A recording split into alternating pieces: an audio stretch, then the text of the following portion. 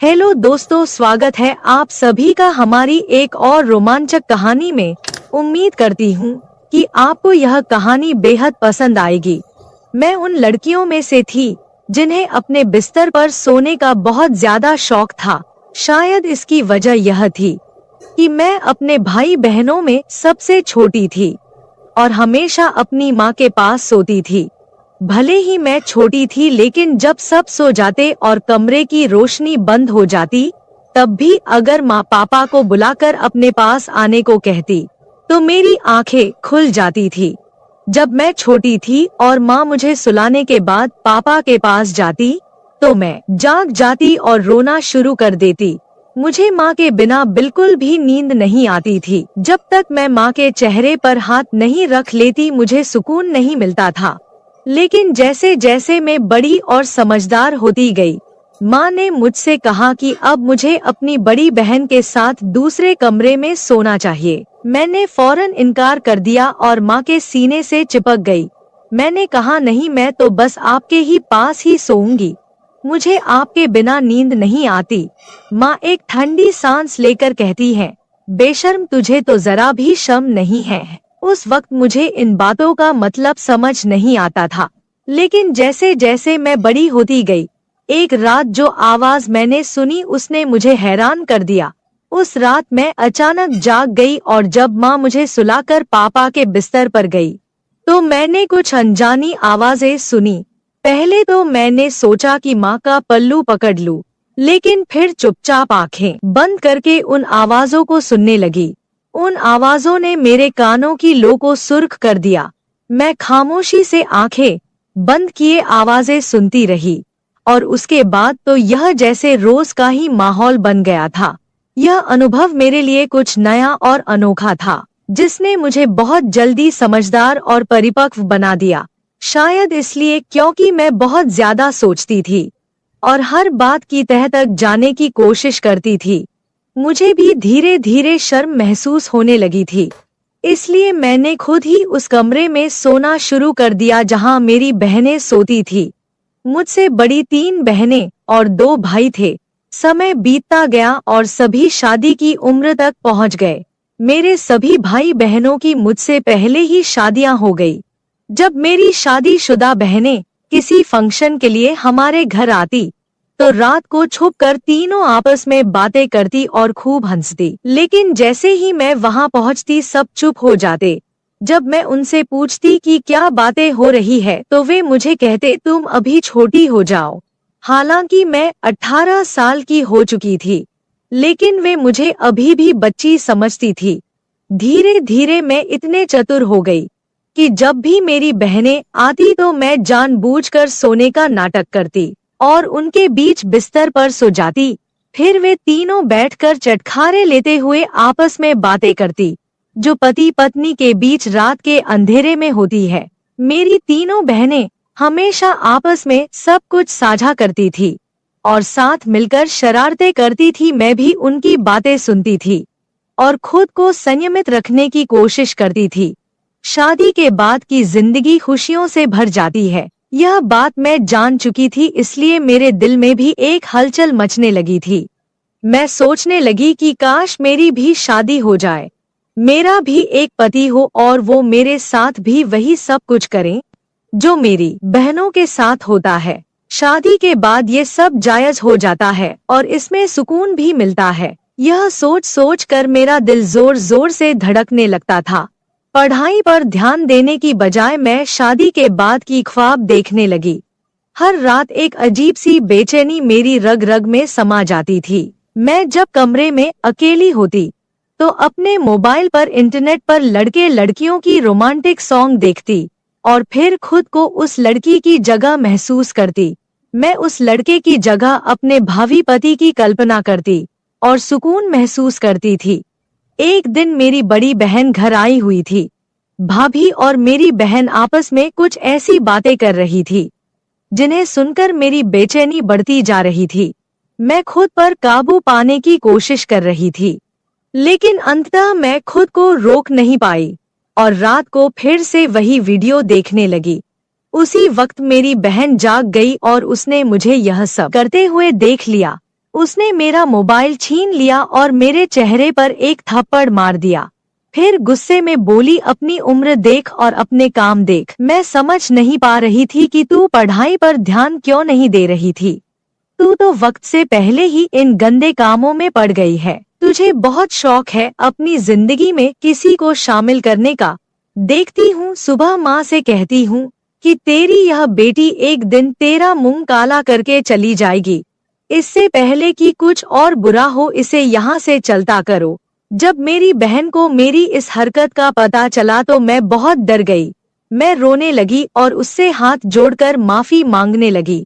नहीं दीदी, ऐसा कुछ नहीं है, मैं तो बस ऐसे ही देख रही थी। लेकिन उसने मुझे खूब डांटा। अगले दिन मेरी बहन ने मुझे मेरा मोबाइल वापस कर दिया, लेकिन यह वादा लिया कि अगर दोबारा इस तरह की फिजूल वीडियो देखी तो अंजाम बुरा होगा। मैंने भी तौबा कर ली थी। पर जब मैं कॉलेज जाती और अपनी सहेलियों को उनके बॉयफ्रेंड के साथ गंदी बातें करते हुए सुनती तो फिर से मेरे अंदर वही भावनाएं जागने लगती। मैं 18 साल की थी जब मेरी बहन ने एक बार फिर मुझे मोबाइल पर वही वीडियो देखते हुए देख लिया। वह कहने लगी, तुझसे मना किया था ना, फिर भी नहीं मानी। लगता है तेरी जवानी कुछ ज्यादा ही जोश दिखा रही है। चल अब माँ को बताती हूँ। मुझसे रहा नहीं गया तो मैंने गुस्से में कह दिया, हाँ, खुद तुम लोग शादी करके अपनी जिंदगी एंजॉय कर रहे हो और मुझे एक वीडियो भी नहीं देखने देती। इससे अच्छा तो माँ से कह दो कि मेरी भी शादी करवा दो। मैं शादी लायक हो चुकी हूँ, घर के काम भी अच्छे से कर लेती हूँ और पढ़ाई लिखाई में मेरी वैसे भी कोई खास दिलचस्पी नहीं है। जब भी मैं कुछ कहती हूँ लोग मेरी माँ बनकर मुझे डांटने पर तुले रहते हैं। मेरी बहन ने मुझे थप्पड़ मारा और कहा, क्या जमाना आ गया है, जाओगी तब सीधी हो जाओगी। ससुराल में सिर्फ पति ही नहीं होता बल्कि ढेर सारी जिम्मेदारियां भी होती है। हम तो ससुराल की थकान लेकर मायके में आकर चैन की सांस लेते थे। रात को पति का मूड देखना पड़ता है, गुस्सा सहना पड़ता है और सुबह से ननद, देवरानी और जेठानी दिमाग खराब करती है। महंगाई और बिजली के बिल वैसे ही सरदर्द देने के लिए तैयार रहते हैं। तुम्हें शादी आसान लगती है लेकिन असल में ऐसा नहीं है। मेरी बहन ने मुझे बहुत समझाया लेकिन मैं कहाँ समझने को तैयार थी। मेरे लिए भी रिश्ता देखा जाने लगा। सबसे पहले जो रिश्ता आया वो मेरी भाभी के खानदान का था। मेरी भाभी तो वैसे भी मुझे कुछ खास नहीं समझती थी और मुझे उस घर से निकालने के चक्कर में थी। जब लड़के की तस्वीर दिखाई गई तो वह बहुत खूबसूरत था। उसे देखकर मेरे दिल की धड़कन तेज हो गई। उसके साथ शादी के बाद का ख्याल आते ही मेरे अंदर एक अजीब सी खुशी दौड़ने लगी। हमारे घर वाले सादगी पसंद थे, इसलिए हमारी शादी भी सादगी से होने वाली थी। शादी की तैयारियां शुरू हो गई और फिर वह दिन आ गया जब मैं मेहंदी की दुल्हन बनकर बैठी थी। खानदान की सारी औरतें आकर मेहंदी की रस्म निभा रही थी। मैं भले ही गंभीरता से बैठी थी लेकिन अंदर से मेरे मन में खुशी की लहर दौड़ रही थी। अगले दिन मैं अपने पति के पास पहुंचने वाली थी और इस ख्याल से ही मेरे अंदर हलचल मच रही थी। मैंने अनगिनत सपने सजाकर रात बिताई। अगले दिन मेरे दिल में एक अजीब सी खलबली थी, लेकिन मायके को छोड़ने का दुख भी था। जब मैं तैयार होने के लिए ब्यूटी पार्लर जा रही थी तो एक बार मुड़कर अपने उस घर को देखा जिसे छोड़कर मुझे जाना था। आज मैं उस घर को हमेशा के लिए छोड़ने वाली थी। बस बात जब मैं इस घर में वापस आती तो एक मेहमान के रूप में आती। आज इस घर में मेरा आखिरी दिन था। यह सोचकर मेरी आंखों में आंसू आ गए। फिर मैं दुल्हन बनकर शादी हॉल के लिए रवाना हो गई। शादी हो चुकी थी और मैं दुल्हन के रूप में सबसे ज्यादा खूबसूरत लग रही थी। मेरा दूल्हा भी कुछ कम नहीं लग रहा था। लोग हमारी जोड़ी की तुलना चांद और तारों से कर रहे थे। शादी के बाद विदाई का समय आ गया और मैं अपने ससुराल आ गई। मेरी सास बेहद खुशमिजाज और आजाद सोच रखने वाली औरत थी। उन्हें देखकर कोई नहीं कह सकता था कि वो मेरी सास है, बल्कि वह अपने बेटे की बड़ी बहन लग रही थी। उनका व्यवहार ऐसा था कि मुझे भी खुशी थी कि शादी के बाद हम दोनों सास बहू नहीं बल्कि माँ बेटी बनकर रहेंगे। जब मैं रुखसत होकर अपने ससुराल पहुंची तो मेरी सास ने साड़ी पहनी हुई थी और बाल खुले हुए थे। वो वाकई माँ कम और बड़ी बहन ज्यादा लग रही थी। उन्होंने ने ही मुझे आकर कमरे में बैठाया। जब मैं बेड पर बैठी तो मेरी सास पास आकर बैठ गई। उन्होंने मेरा दुपट्टा थोड़ा पीछे करके ठीक किया और मेरी तरफ देखकर कहने लगी, तुम्हें देख तो मेरा बेटा पागल हो जाएगा। तुम बहुत खूबसूरत हो और अपने पति को सही तरह से संभाल लोगी। यह सुनकर मैं शर्म से लाल हो गई। मैंने कभी सोचा भी नहीं था कि मेरी सास इस तरह की बातें कर सकती है। मैं मुस्कुराई तो वो कहने लगी, अरे बहू, मुझे बाकी सास जैसा मत समझो, मैं तुम्हारी दोस्त बनकर रहेंगी। तुम मुझसे बिना झिझक कुछ भी शेयर कर सकती हो। उनकी बातें सुनकर मेरा मन हल्का हो गया और मुझे यकीन हो गया कि हमारा रिश्ता सास बहू से बढ़कर दोस्ती का होगा। अगर सुहागरात को लेकर मुझसे कुछ पूछना चाहती हो या कोई मसला है तो बताओ, फिक्र की कोई जरूरत नहीं है। मैं तो पहले ही शर्म से पानी पानी हो चुकी थी। मैंने सोचा था कि मेरे पति बहुत रोमांटिक होंगे और मेरी सारी इच्छाएं पूरी करेंगे, लेकिन मेरी सास ने सोने पर सुहागा कर दिया। मैंने उन्हें मना किया कि ऐसी कोई बात नहीं है, मुझे कुछ नहीं पूछना। फिर भी वो मेरे पास बैठ गई और वहां धीरे से कानों में बताने लगी कि पहली रात को लड़कों को कैसे खुश किया जाता है। मैं अपने चेहरे पर हया की लाली से जाए उनकी बातें सुनती रही। कुछ देर बाद जब सासू माँ कमरे से बाहर गई तो मैंने बाहर से आवाज सुनी। सास अपने बेटे से कह रही थी, बेटा, मेरी बहू को ज्यादा तंग मत करना। अगर मुझे सुबह शिकायत मिली तो मैं अपनी बहू को 1 महीने तक अपने पास बुला लूंगी। इस पर मेरे पति चुप थे। जब वे कमरे में आए तो मैं फौरन सिर झुकाकर बैठ गई। मेरे पति मेरे सामने आकर बैठे और जैसे ही उन्होंने मेरा घूंघट उठाया तो मेरे हुस्न की तारीफें करने लगे। उनकी तारीफ सुनकर मैं शर्म से मुस्कुराती रही। फिर उन्होंने मेरा हाथ पकड़कर सोने की अंगूठी मेरी उंगली में पहना दी और हाथ सहलाने लगे। मेरे भी जज्बात बेकाबू होने लगे। आखिर वो रात आ ही गई थी जिसका मैं कब से इंतजार कर रही थी। शायद ही कोई लड़की मुझसे ज्यादा सुहागरात के लिए बेताब हुई होगी। लेकिन जैसे ही मेरे पति मेरे करीब आए, उनके फोन पर एक कॉल आ गई। ये कौन था जो हमारी रात में खलल डाल रहा था? मेरे पति उस कॉल को देखकर गंभीर हो गए। वो फोन कान से लगाकर बालकनी में चले गए और काफी देर तक बातें करते रहे। मुझे समझ नहीं आ रहा था कि वह किससे बात कर रहे हैं। मेरे मन में अजीब अजीब ख्याल आने लगे। मैं उठकर उनके पीछे गई, लेकिन तब तक वे फोन बंद कर चुके थे। मेरा पति काफी परेशान नजर आ रहा था। मैंने पूछा, क्या हुआ, सब ठीक तो है ना? उन्होंने कहा, बॉस ने मुझे एजेंट के तौर पर दिल्ली जाने को कहा है। सुबह सवेरे एक बहुत जरूरी मीटिंग थी जिसके सारे दस्तावेज मेरे पास थे। यह प्रोजेक्ट भी मैंने ही तैयार किया था। वैसे तो यह मीटिंग 1 हफ्ते बाद होने वाली थी, लेकिन जिस स्तर के साथ मीटिंग थी, उन्हें रात में ही हर हाल में मुंबई पहुंचना था। इसलिए मुझे दिल्ली के लिए निकलना पड़ेगा ताकि सुबह की मीटिंग में समय पर पहुंच सकूं। मेरे सारे अरमानों पर जैसे पानी फिर चुका था। फिर सभी जाग चुके थे। सास तो पहले से ही तैयार थी और ससुर ने भी ढीला ढाला सा लिबास पहन रखा था। वैसे यह मानने वाली बात थी कि दोनों अपने जवान बेटे के माता पिता होने के बावजूद खुद भी बिल्कुल जवान लगते थे। मेरी सास जो न जाने सुबह शाम सुर्ख गुलाब खाती थी, उनके चेहरे की चमक देखकर मुझे लगता था कि मानो वो किसी रानी के समान हो। जब मेरे पति ने उन्हें बताया कि उन्हें इमरजेंसी में जाना पड़ेगा तो दोनों ही चिंतित हो गए। वे कहने लगे, मत जाओ, तुम्हारी बीवी क्या सोचेगी? आज तुम्हारी शादी की पहली रात है, खास रात है, मत जाओ। लेकिन मेरे पति ने कहा कि नौकरी चली जाएगी, उस रात का क्या है, हमने तो पूरी जिंदगी एक साथ गुजारनी है। मेरे पति जैसे तैसे समझाकर वहां से चले गए और मैं बस मुंह देखती रह गई। मैंने उनके सामान पैक करने में मदद की थी। जब वह एयरपोर्ट के लिए निकल चुके थे तो ससुर उन्हें छोड़ने गए। सास मेरे पास आकर बैठ गई और बार बार माफी मांगने लगी, लेकिन मैंने कहा कोई बात नहीं, हो जाता है।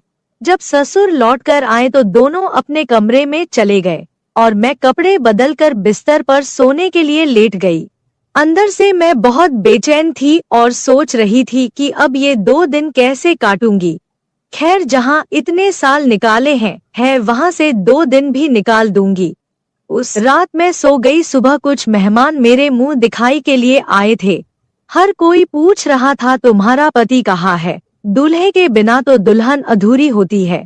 इस तरह की बातें सुनकर मैं शर्म से लाल हो रही थी। फिर मेरे मायके से मेरी बहनें और भाभियां आई। मेरी बहनें शरारत से पूछने लगी, बताओ कल रात क्या हुआ, कुछ हुआ भी या उससे पहले ही तुम्हारा पति चला गया। मैंने गहरी सांस लेकर अपने आप को संभाल लिया। मेरी बड़ी बहन मेरे पास आई और ताली बजाकर जोर से हंसी। उसने कहा, जैसे को तैसा, जितनी बेताबी तुम्हें थी, देखो तुम्हारे साथ क्या हुआ। मेरा तो बस नहीं चल रहा था, वरना अभी तुम्हारा गला दबा देती। फिलहाल 2 दिन बाद मेरे पति को वापस आना था। मुझे लगा कि ये 2 दिन पल झपकते ही गुजर जाएंगे। मैं अपनी सास के साथ काफी घुल मिल गई थी। उनके चेहरे पर इतनी चमक थी कि कई कुंवारी लड़कियां भी ऐसी चमक के लिए तरसती थी। लेकिन मेरे पति मुझसे और दूर होते जा रहे थे। अब वह कहने लगे कि 2 हफ्ते बाद आएंगे, जबकि मैं यहाँ सास ससुर की खूब सेवा कर रही थी। उस दिन जब मेरी सास ने हमारे लिए चाय बनाई और लिविंग रूम में लाई तो मैं उनके पास ही बैठ गई। मैंने उनके चेहरे की ओर देखा और कहा, अरे मम्मी जी, आप ऐसा क्या खाती है? आपको देखकर बिल्कुल भी नहीं लगता कि आप एक जवान बेटे की माँ हैं। इतनी चमक तो आजकल की कुंवारी लड़कियों में भी नहीं होती। मेरी बात सुनकर सास हंसते हुए बोली, अरे पगली, तेरे ससुर मुझसे इतनी मोहब्बत करते हैं। इस उम्र में भी पूरी रात मुझे सुकून और खुशी देते हैं। जब और औरतें इन चीजों के लिए तरसती है, मेरे पास वो सब कुछ है, फिर क्यों न मैं किसी जवान लड़की की तरह चमकती रहूं। सास की बात सुनकर मैं शर्म से लाल हो गई। उस रात मैं बेचैन होकर सोने की कोशिश करती रही, लेकिन आधी रात को बेचैनी इतनी बढ़ गई कि पसीने से भीग गई और गला सूख गया। मैंने देखा कि पानी का गिलास खाली था, इसलिए मैं किचन की ओर चल पड़ी। लेकिन तभी मुझे सास ससुर के कमरे से अजीब आवाजें सुनाई देने लगी। ये आवाजें सुनकर मैं खुद को रोक नहीं पाई और उनके कमरे की तरफ बढ़ गई। बिना सोचे समझे दरवाजे के पास कान लगाकर बातें सुनने लगी। जो आवाजें मैंने सुनी उसने मुझे शर्म से पानी पानी कर दिया। ये लोग बुजुर्ग हो चुके थे, लेकिन इस उम्र में भी ये सब कर रहे थे। मेरी सास उनसे कह रही थी, मेरी उम्र का लिहाज कर लो, घर में जवान बहू है। लेकिन जो जवाब मेरे ससुर ने दिया उसे सुनकर मेरे पैरों तले जमीन ही खिसक गई। मैं बिना पानी पिए ही वापस कमरे में जा चुकी थी। काफी देर तक सोचती रही कि क्या जो मैंने सुना वो सच था या मेरी गलतफहमी थी। मेरा ससुर अपनी बीवी से कह रहा था, अरे तो क्या हो गया, वो कौन सी दूध पीती बच्ची है, वो भी तो हमारे बेटे के साथ यह सब करने के लिए ही आई है। यह अलग बात है कि बेचारी अब तक ठंडी पड़ी है। यह सुनकर मेरे होश उड़ गए थे। मैं कभी सोच भी नहीं सकती थी कि एक ससुर अपनी बहू को लेकर इस तरह की बातें कर सकता है। सुबह जब सास ससुर कमरे से बाहर आए तो मैं उनसे नजरें मिलाने की हिम्मत नहीं कर पा रही थी। मुझे ससुर से अजीब सा डर महसूस हो रहा था, क्योंकि अब मैं उनकी नजरों का इशारा समझ चुकी थी।